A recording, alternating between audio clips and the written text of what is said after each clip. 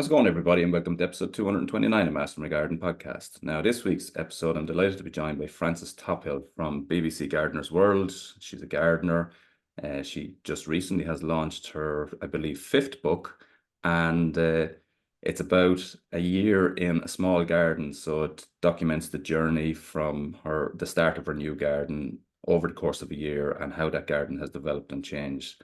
And she's also the headline speaker at this weekend's Buds and Blossoms Festival. So I'm kicking off the talks with a talk on how to grow your own food the easy way at 1 o'clock. And then Frances is the headline speaker later on that day. So we're going to talk about Buds and Blossoms. We're going to talk about the new book, gardening, BBC Gardener's World, and wherever the conversation goes. But it's sure it's going to be a very interesting conversation. And Frances, you're very, very welcome to Master My Garden podcast. Oh, thank you very much for having me.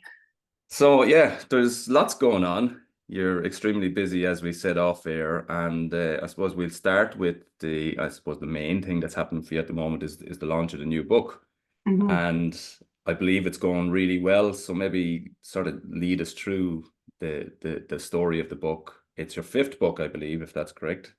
I think that is right. Yeah. Wow.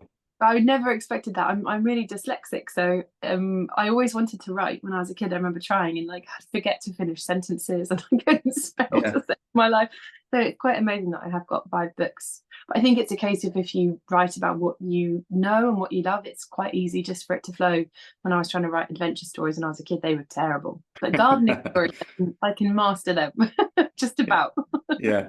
And how does that how does that process work? With dyslexia, is it a case that you dictate it and let it come out that way, or are you actually physically writing it yourself? I do write it myself with but I would love to be able to write with a pen, but that's not the world we live in, is it? No.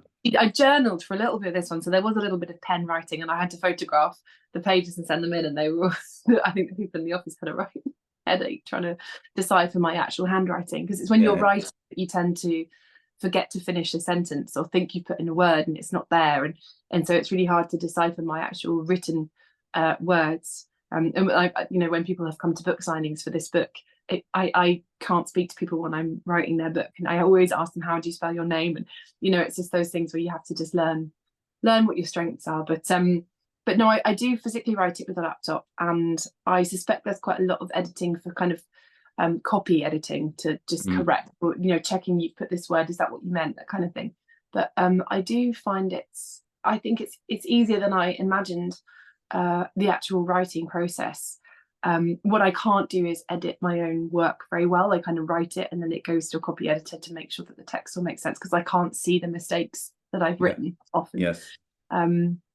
But no, I find it easy. And in fact, when I first wrote my first book, I was working with Alan Titchmarsh, and he gave me some really good advice about how to do it, where he said, you've got your title, work out what your chapters are going to be. They give you what the word count needs to be. Yeah. And he just said, allocate according to each chapter, which ones you think are most important, allocate a number of words, and then just treat each chapter as if it's an essay, like a 3,000 word essay about, whatever the heading of that chapter is. And then at the end of it, you'll get to the word count. And it's been every single book I've used that method to do it. Yeah, it makes sense. Makes sense. But yeah, well done, because writing a book is no mean feat, but to write 5 and to write it with dyslexia, I know you're talking about a topic that you're very passionate about and very comfortable speaking about, but well done on that. Fair play. Oh, thank you. So yeah, the book, sorry. No, that's fine. No, the book itself, so it's about my garden. I have, like many people, spent most of my adult life either moving back in with my mum or house sharing with people or friends and renting. And so I managed last year to finally get my first house. So this is all about that and how I got to that, but then also how my career as a gardener has informed the way I approach my first garden. I've had allotments and I have always approached them as if they are gardens, which some people like and some people on the plots don't like so much, when there's not as much. Well, there's always useful stuff, but it's maybe a lot of pollinator friendly stuff mixed in as well, which cannot always look like veg. But yes, I've gardened on allotments. I've rented places and done a bit of gardening in those places, but this is my first place where I can really put roots down. And make long-term plans and all those things. So it's how I've approached that, and then actually a journal of what's happened through the year and how I tackled it. And without wanting to give too much away, there's not a huge amount of actual progress in that first year, and that's really a lot of what it's about, is observation and really getting it right, so that when you do actually spend the money and put in the time to do the building, you know you're putting things in the right places, and you know that the plants are going to be happy and those sorts of things. So it's a lot of observational stuff and visiting other people for inspiration from the kinds of gardens that I've drawn inspiration from throughout my career, really. Yeah, observation is a huge key, because I guess people move into a house and it has a garden. You know, it's either a new build and you're starting fresh and you don't know what you're dealing with underground, or you're moving into one that has a garden and you're looking to put your own slant on it. But again, you don't know you haven't observed, and you don't know what exactly is going to do well, what won't do well, you know, and so Yeah. on. You don't know the wet spots, the dry spots, and all that kind of thing. And that is key, isn't it? It is, and it's actually been 2 years of observation as well. I mean, the book is 1 year, and I thought I'd observed it really well. And there are things I remembered, like I had this journal of when the sun hits. So in the winter, there's a big south wall which blocks the low sun. So I get very early morning sun, and then that's it for me. It's not for the whole winter, and it's when the plants are dormant. So actually, it doesn't seem to make that big of an impact on how they grow. But for a few months of the year, I don't get direct sunlight hitting the garden. And I thought I'd observed that really well. I remember writing, oh, the sun hit the first corner of the garden. I think it was March time, early March. And so I just thought, okay, well, it hits the garden for the first time in March. Probably by the end of April, maybe May, it will be quite sunny. But actually, the second year, I came back to re-observe and thought, well, it does hit the garden at the beginning of March. And by the end of March, the whole garden is in full sun. So that once the sun moves, it moves really quickly. And, you know, those sorts of secondary observations as well, when you think you've got it, and then actually the details come out in the second year as well. So I obviously had started building in the second year, but it's just interesting to notice what you hadn't noticed, even if you think you're observing really carefully. Yeah, and this is you with your gardening hat on, with your gardening experience and knowledge. So what should people be looking out for as they're observing? Definitely sort of soil type and those sorts of things first off. What have you got? I'm in a very wet part of the country, but my soil's quite free draining, so moisture could have been an issue. It turns out it's not a huge issue, but that is something that you'll all have to, whatever your garden conditions are, you can't really change them. So you might be in a very free draining, arid, hot place, or you might be in a very damp, very shady, boggy sort of environment, and you can't essentially change those things. So you're going to have to be immediately thinking about any construction work that you do, having to cope with that or combat that in a way. You know, I'm quite against using concrete. I don't use concrete, certainly in my own domestic size garden. But if I was in a very boggy place, you'd probably have to, because things are going to sink and move if you try and, you know, lay a paving area on just some gravel. So yeah, it's observations like that, soil type, but also light. Where is it hitting? When is it hitting? What kind of intensity of light? You know, evening sunlight is hotter and usually a bit more intense than morning light, which is a bit cooler. Where are the dry spots? That's really important. Where's the prevailing wind coming in? Where's the rain shadows against walls? You might find that there are places, even in a wet garden, that very, very rarely get any water. But also what plants are there, because it might be that you move into what looks like a blank canvas and then things start to grow. You know, I completely forgot, again, second year round, I completely forgot that there were a load of daffodils in one corner of my garden until they came up. So observing those things and how they come cyclically every year, and then you can begin. So this year now, I've definitely clocked those daffodils. In the autumn, I'll be moving them around and spreading them from just that one corner so that they're more evenly spread across the garden, and then obviously adding a load more bulbs as well, which I haven't yet put any bulbs in. So that's something I'm excited to do this autumn. Yeah, imagine. So you've observed over 2 years, and you said that this year has, you know, and this is the sort of journey within the book, has been about kind of setting up and things. So what have you done within that year? It's not fully planted, it's not fully designed, but I guess you're putting ideas, structures maybe in place. So what has been happening?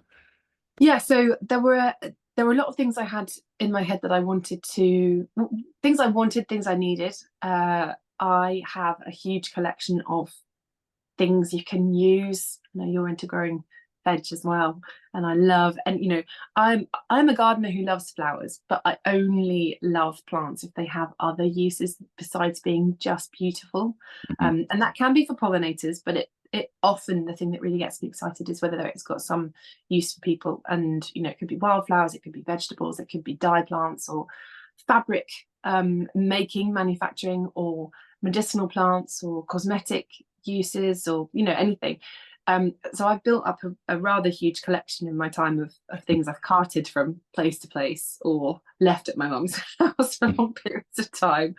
And a lot of them are tenders. So every year I'd cobble together some sort of bubble wrap and old windows or doors construction to try to protect my tender edibles. So things like I've got turmeric and cardamom and lemongrass and Vietnamese coriander and all sorts of edible tender plants.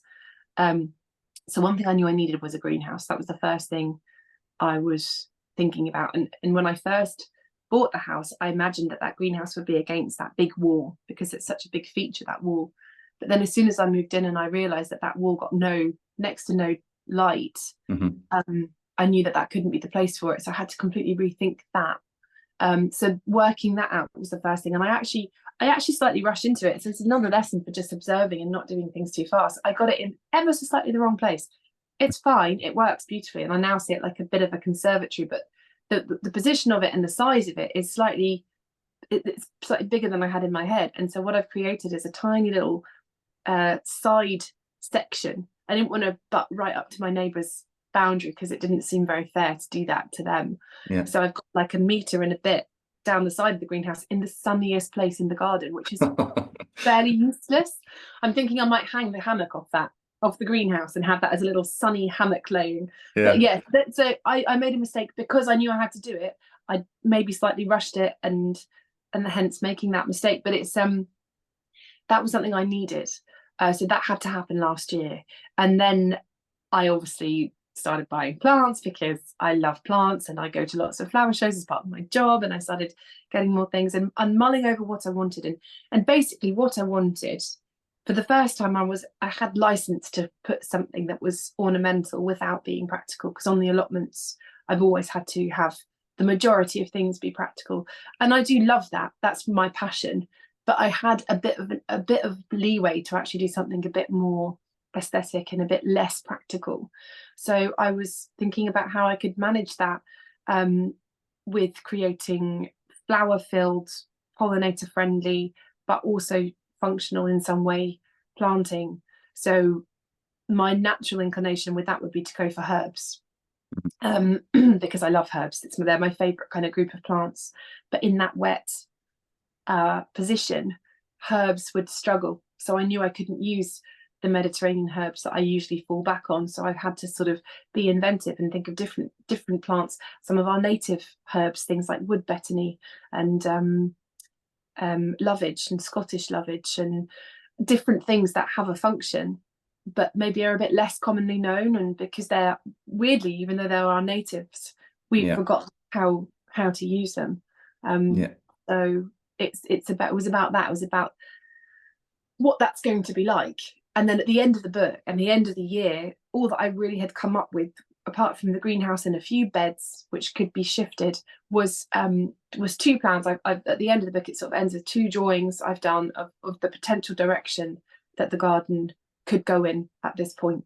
And then over that last winter, I started actually building that construction. So the book ends with a kind of like the work, and that's kind of what I wanted. The book ends with the opportunities and possibilities, because there is never a finished point to a garden, and it's quite nice to end saying, look, at any point you can do this, you can do that, take it in completely different directions. That's the joy of it. And it's a bit like a Netflix series. It's a little cliffhanger that there may be another one. Well, I'm not sure I'd want to write a whole nother book about my garden. It's quite a lot of pressure actually getting it done. But that we've definitely discussed about, maybe on the next print there being a revisit to see how it's progressed in the time in between. Yeah, two things just want to take a step backwards on. So you mentioned plants needing to have multifunction for you. So obviously they're going to have to look good, but they might have a function in terms of dyeing clothes or Mhm. medicinally or anything like that. So are you using most of these plants or all of these plants in multiple functions? Or is it a case that you just like to use plants that, have these multifunctions, or are you actually using them day to day? A mixture. I think mostly not. But as we said at the beginning, I'm my life, especially in the spring and summer, is fairly Yeah. chaotic actually. Hmm. So I don't often have time. I mean, I remember feeling really frustrated last year. This is when I was working as a head gardener in a kitchen garden, and I was getting really frustrated because there's no time to process. I remember saying to them, like, I can't process everything because it's such a time commitment to actually harvest everything and stew it or freeze it or prepare it for storage or whatever it may be. So I would love to think I use everything. Realistically, I don't use everything. I do use a fair amount of the most simple things. Fruit, I always harvest and use. I always stew everything and freeze it for the winter. Yeah. Because I mean, I love it fresh, but it's so fleeting. Yeah. And it's something I learned from my mum actually. She always does that. And in the middle of winter, you can get out a little. I reuse little hummus pots for they're a good size portion, Oh and fill. yeah, good idea. Yeah, and just freeze them in little plastic pots like that, and then get them out in the middle of winter, and you have your fresh black currants or raspberries or strawberries or plums or whatever it may be. So I always use them. Um, some cosmetics I use, so calendula and lavender, I'll always dry and then infuse them in oils, which is pretty simple. Yeah. It's just a case of I've got a herb dryer that I made maybe 5-6 years ago, and I just pick things on a hot day when the dew has dried off them, dry them on that herb rack, and then once they're fully dried out, I cover them in a carrier oil. Like you can use anything, but vegetable oil works perfectly fine. And then that again stores, which then in the winter I can turn into things like lip balm and skin creams and things. And then just for culinary use. So Yeah. I grow veg in amongst everything. I've got, the other day I was planting loads of mizuna and mustards in amongst all the flower beds so that I can pick those. And yeah, I do harvest a lot. I mean, vegetables are still a major part of my growing. Yeah. I love growing. And that kind of leads me on to the next thing that I wanted to step back on. You mentioned in your allotment, which I don't know, do you still have your allotment?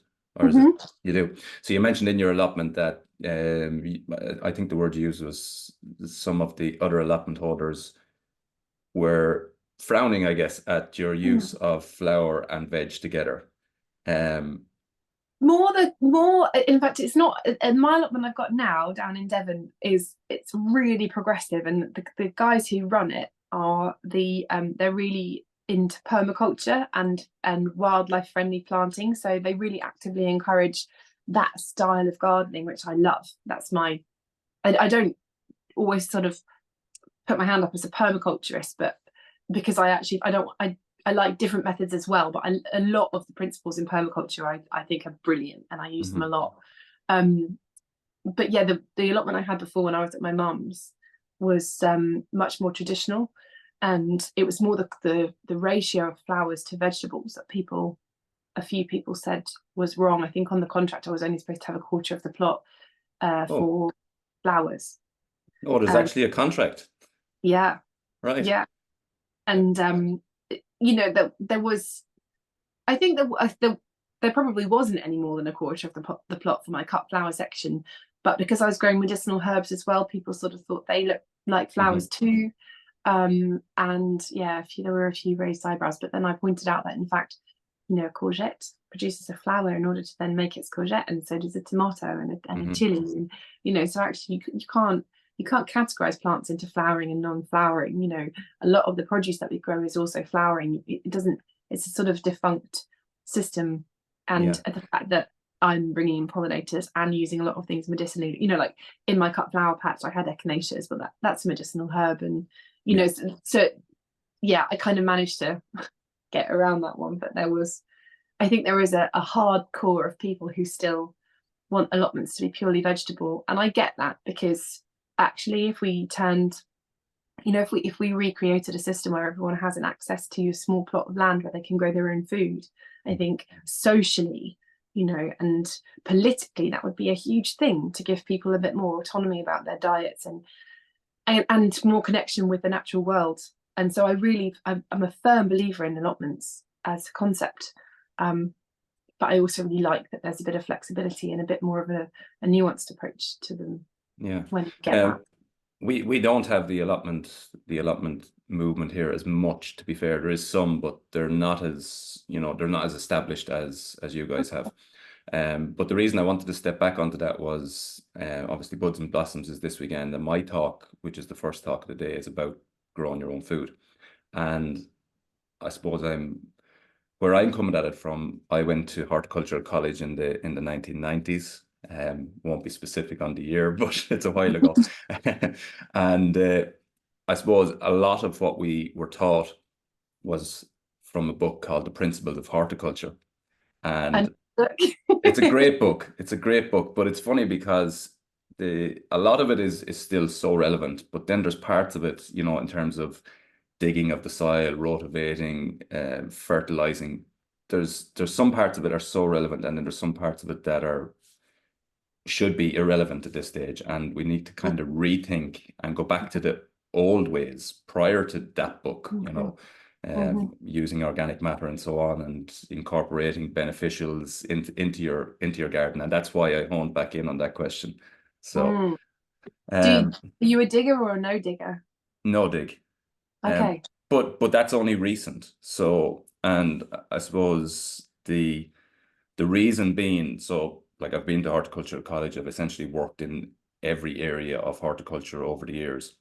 And when we built our house here, I had blocks left over, built a big raised bed, filled it with really good topsoil, and started growing veg in it.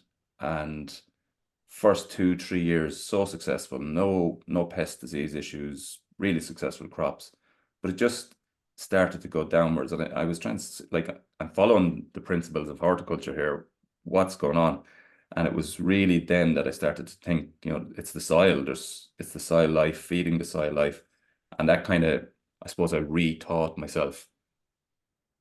The things that I thought I knew weren't 100% accurate. No bad intention on the people that were teaching it. It was just what was in it the day. And I think it's kind of a rethinking of that. And now my primary focus is on soil and using no dig as much as possible.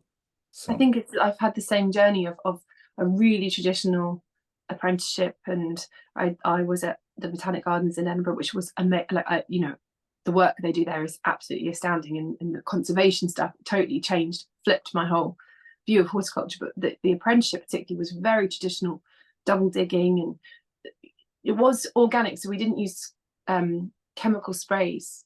But other than that, it was this all ornamental. We had a kitchen garden that was to be seen, and we would never pick any of the fruit because it would ruin the look, It's very Victorian. I mean, it was a Lutyens garden, so it had that Victorian hangover and tradition.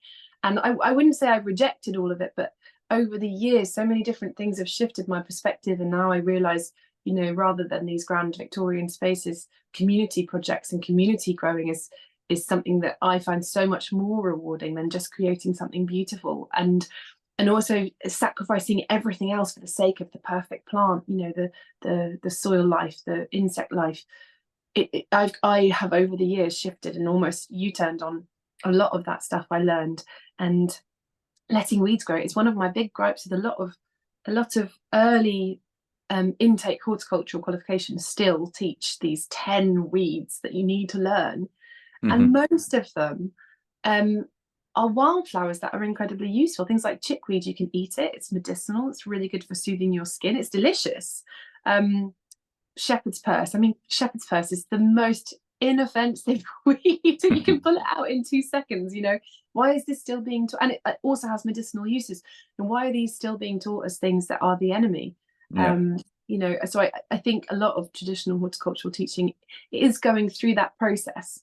And it's interesting to sort of observe it. And I've had a lot of people comment on the amount of weeds, and it's a hard sell to people who are trained in horticulture to say, I want it this way, I like the weeds, but we'll get there.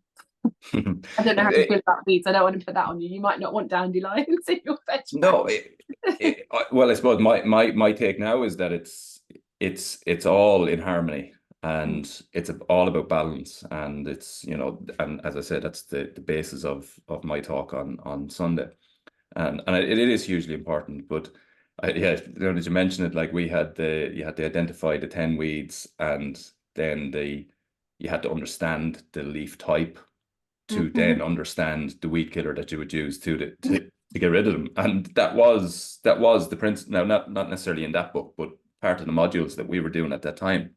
And it was a less holistic approach, because I suppose it was seen as, right, we need to get this crop, and everything else that's interfering with that crop, and that's how it was perceived.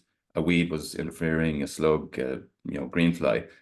But now my approach will be a lot more, everything has a place, everything has a little spot within that cycle, and you're looking for balance, I guess. That's kind of my thinking now. So I mean, also I think there's a really nice sort of transition happening with everybody, where again, at this traditional allotment I had before, all my neighbours were sort of elderly retired men, really kind, really helpful. Whenever they saw me doing anything, they'd all come and help me, which was really sweet. But there was one of them particularly who would always buy in lacewings and ladybird larvae and release them onto the plot. And he'd always, when he'd finished releasing them on his, he'd put the empty tubes on mine for the last few that were still in there, in the hope that they'd come and help me with my pests as well. So he was really into that sort of more holistic biological control method, and really actively chatting about that. But then every now and again he'd come over and say, oh,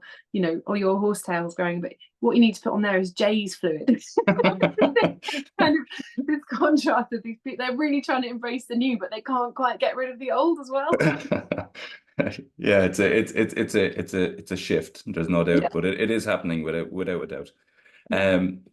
So that's kind of the book. What's BBC Gardener's World obviously is kind of your main project, week to week. It's kind of busy season now, so tell us a little bit about what a week in BBC Gardener's World looks like. Anything? It's not as busy as you would probably imagine. I have filmed one VT. So the VT is what we call the little insert films that go into the programme. So it's like, oh, Francis went to visit this one was a wisteria, National Collection of Wisteria, when that was in season. And I've only filmed one of them this year so far. But I have hosted. I filmed last week the hosting, filling in the shoes of Monty and Adam, which I'm doing 3 times this year, not from my own garden. So last year I did it from my own garden, which was a really interesting experience, but one that was more challenging than I realised. I think having got my first ever garden, suddenly within a month, having a whole team of people, producers coming in and not taking over, they didn't take over, but kind of putting a pressure on it, made it didn't quite feel like mine ever. It felt like I had to get it, right for the TV. And then I kind of realised during the year that I was making it more for the TV than for myself. So I decided to have this year just to kind of put a boundary around it and have it for myself, especially as settling in to a new place. So I'm just sort of tinkering away at my own garden without being observed this year, which is really nice, I have to say. So instead we're going to a friend's community project just down the road from me. We used to work together in a market garden for adults with learning disabilities for about 4 or 5 years, and she's now set up her own growing project about 5 years ago, and over the years I've helped her with the odd thing. So it seemed a really nice place to come, and I've been promising her. I'm probably giving far too much away, but I think it probably will have aired by the time this does, so hopefully it's fine. But for years I have promised her that I'd help her to make a herb garden, because she's got this lovely walled garden that she rents, and when you first come in, it's got a bit of an empty space, and we were planning on having like nice little plant sales area in a big herb garden, and I've been promising it for years, and I've never got it. So this year, the pressure is on, and I'm doing that with her. So we filmed that last week. But generally speaking, garden as well probably takes maybe a day a week in the summer, maybe sometimes two if we have two films in the same location. It might be a day every other week. Usually there's a bit of a rush at the end of the summer when they realise they haven't got as many, or the pressure's on to get lots and lots of films. They call them on the shelf for next year. So at the beginning of next year, when it's very grey and muddy still out and about, they like to have lots of films filled with colour so that people can have a bit of cheer in the spring. Nice. So that's kind of that. But at the moment, the thing that's really dominating my life is flower shows. From May, from kind of Gardener's World Spring Fair in Bewley to Malvern, then obviously Chelsea. We've got Gardener's World Live next week. So yeah, it's sort of, you get on the conveyor belt of flower shows each week, ending usually in Tatton, but then there's Malvern is autumn as well, and then there's the autumn fair for Gardener's World. So it sort of, that trickles on in terms of time commitment. That takes up the most of my time, really. And how was Chelsea last week? So it was, I've seen a lot on, so anything coming out of it style wise, trend wise, or is it continuing along the same trend of, you know, more naturalized styling over the last few years? Definitely more naturalized, I think. I noticed a lot of trees, which is nice. There was a lot of sort of woodlandy areas, a lot of water, but I think that always is the case with Chelsea, because these huge ponds and waterfalls are really dramatic to look at. There wasn't any kind of, apart from the one where they'd rebuilt half of a church, that was pretty impressive, like structure. And I suppose the Water Aid garden, which had these sort of umbrella mimicking pergola made out of steel, I think. Generally, Chelsea has these monumental things. I didn't notice anything particularly like that. It was a lot more pared back, and I quite like that. And yes, this woodlandy theme. But I think it wasn't quite as rewilding, and it wasn't quite as weed filled, but more kind of wildflower and cultivated species. So yeah, I thought it was really nice, actually. Yeah, I always worry with the wild planting that it's a trend. I kind of hope when it's at Chelsea, it's easy to kind of go, oh, the nature's trend this year is blah, blah, blah. But actually it sort of feels like the more naturalistic or nature biodiverse planting should be not a trend, but should be just a given, really. So yeah, and we've just come off the back of Bloom here in Ireland, which is, you know, a horticultural and food show, and it has show gardens, 22 show gardens, I think, and that was definitely I suppose the overriding theme across all the gardens, small, medium and large. There was this more natural, wild style planting. And that's the first time that I've noticed it on kind of all gardens. Prior to that, it was, you know, maybe half and half, and it had been gravitating towards it. But this year, I would say all gardens had elements of that. And yeah, it seems to be, maybe it is more than a trend. It's a shift completely, it looks like. So hopefully. I'm sure that there will be some people who backlash and then create tropical, you know, extravagant looking, and I don't think that's a bad thing, actually. I think it's just accepting. I think we're retraining our aesthetic values to see these wild spaces as being beautiful. I know I definitely have, and with, you know, I've spoken about my old allotment in Kent, and that had horsetail and couch grass, which I just couldn't get on top of. And so whatever I planted, especially my perennial plants, were just filled with horsetail and couch grass, and I hated it. I felt so ashamed of it. And now I look back on photographs of it, and it's beautiful. The couch grass seed heads are gorgeous, and amongst all of the perennial cut flowers. So I think my brain has obviously retrained itself to see beauty in a woolly, wild sort of space. So I think it is a shift in terms of that. Have you ever been to Chelsea? No, I haven't been, but it's definitely on the agenda, whether it happens next year or not. It tends to be, as we said earlier, it tends to be just a crazy time of the year, generally here as well.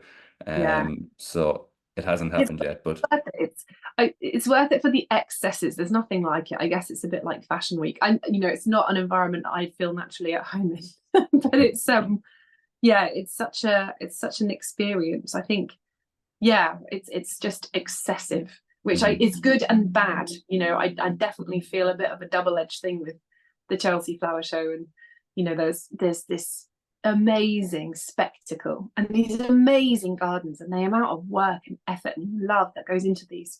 But then you sort of think, well, it's a lot for just a week. But a lot of the gardens are now, in fact, I think all of them have to be relocated. And especially the Project Giving Back gardens, which are the charitable gardens, that all have to be part of the prerequisite of getting the funding, is that you're going to relocate the garden at the end. So it's not it's not wasteful in the same way that it possibly was. It's just excessive. Yeah, It's yeah. other world. Yeah, and I suppose there is question marks about that whole scene anyway, in that you're putting huge amount of energy resource into essentially creating a garden. Oh, I know it moves, or hopefully moves somewhere else now and gets relocated, but there is question marks over it all. But yeah, I think I really need to see it anyway, just for the, I think as it's you worth said, the spectacle. Yeah. I've always felt quite critical of it, and I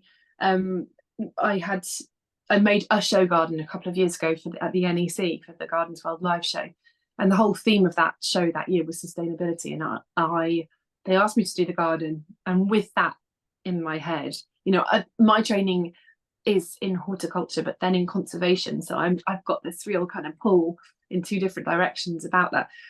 With that in my head, I was like, okay, I'll do the garden, but it really has to actually be as sustainable as is humanly possible for a show garden. So we did it. I was thinking things like, nothing can be new. Everything has to be reclaimed or recycled. Even the new products have to be made from recycled materials. So all of the aggregate was concrete waste. All of the honeycomb for wheelchair access was recycled plastic. And that was the only new product that we actually bought, apart from screws and bolts and things, which we got marked down on for having new bolts. But yeah, everything was reclaimed or recycled. All the structures are made out of repurposed other post-industrial things. All of the plants had to be grown organically and peat-free and come from as near to the NEC or as near to my house as I could get them, so that there were minimal road miles. It all had to be reused at the end. Pollinator friendly planting, all those things. That I basically thought about every possible thing. And then when it was relocated at the end, it had to be relocated to very near to the NEC, so it went to Coventry. I mean, it was just because I just couldn't bear the thought of saying this is a sustainable thing when actually I hadn't made every single effort to make it so. And I think the only unsustainable things was that we borrowed some trees from Hilliers, which was in Southampton, but they were all native, so they were kind of advertising that, native planting. So they came from Southampton and went back to Southampton. That was the biggest road miles that we had. And then at the end, when everybody was dismantling their gardens and putting a lot of things into skips, we didn't do any of that. And the only waste that we had was a tiny pile of soil and a piece of wood. And I felt like that was probably as much as you can possibly do in a show garden to do it. But I feel like everyone should be doing that every time they build a show garden, as much as possible. It felt good. And that is like, and these are criteria that you put in place yourself. Yes. Wow. Yeah. It wasn't, it was sustainability was the theme, but it could be anything within that. I could have just been growing pollinator friendly plants and saying this is my how I can be more. But I was like, well, I'm doing that and I'm doing this and I'm doing that. Just everything about it had to be as sustainable as it could possibly be in that artificial setting of creating a show garden. Yeah, I was proud. With those parameters, you're going to have to use a serious amount of brain power to stay within that and work within that. So really well done on that, yeah. Yeah, I think it gave everyone a bit of a head scratching. Yeah, for sure. But we did it. Yeah, for sure. So looking ahead then, this weekend you're at the Laois Garden Festival. I know a lot of people are looking forward to seeing and listening to you there.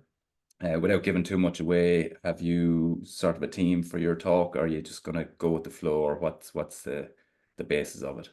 I think not really. It'll probably be something along the lines of practical and sustainable gardening that we've been speaking about. That's my passion, really, especially growing things that you can use. So yeah, it'll be that kind of a thing, and I'm really looking forward to it. I've never been to the Republic of Ireland before. I've been to Northern Ireland. My stepmom has is from Enniskillen. So I've been to Northern Ireland, but never the south. So I'm really excited to come. Yeah, I think you're in for a treat, and I know you're coming for a day or two as well. So Yeah. I think you'll enjoy that. Really looking forward to seeing you next Sunday. So for anyone that's listening, Laois Garden Festival, Sunday the 9th of June. It's in Spink Community Grounds, County Laois. So it's basically 5 minutes from Abbey Lakes, which is pretty much in the centre of Ireland. Easy to get to from anywhere in Ireland. Quick drive. Couple of myself on first, then Carol Wright, Catterbridge Gardens, and obviously Frances then finishes the day with her talk. So lots of good speakers, lots of really good plant nurseries, specialist plant nurseries, good family day out as well, and really worth the trip. So Sunday the 9th of June, which is this Sunday, Buds and Blossoms in Abbey Lakes. Frances, it's been a really interesting chat. Looking forward to seeing you on Sunday. Looking forward to listening to your talk. The book sounds brilliant. Like the idea of that, and I like the fact that you're cocooning yourself a little bit away from the public eye for the next year in that garden as well. So that sounds like there could be good things happening this year My there. little flag in it. Yeah. Reclaiming my territory. Yeah, reclaiming it. Yeah, for sure. But it's been a really interesting chat. Looking forward to seeing you Sunday, and thank you very much for coming on Master My Garden podcast. Oh, thank you. It's been really lovely. Thank you for having me.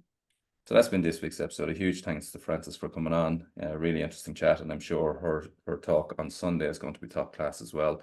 So as I say, Laois Garden Festival, Buds and Blossoms, Sunday the 9th of June in Spink Community Grounds. So definitely worth getting to it. I'm on first, I think at 1 o'clock, and then other speakers every hour or so afterwards. So it promises to be a great day out for all gardeners, and it's a good family day out as well. So hoping to see you all there. And that's been this week's episode. Thanks for listening, and until the next time, happy gardening.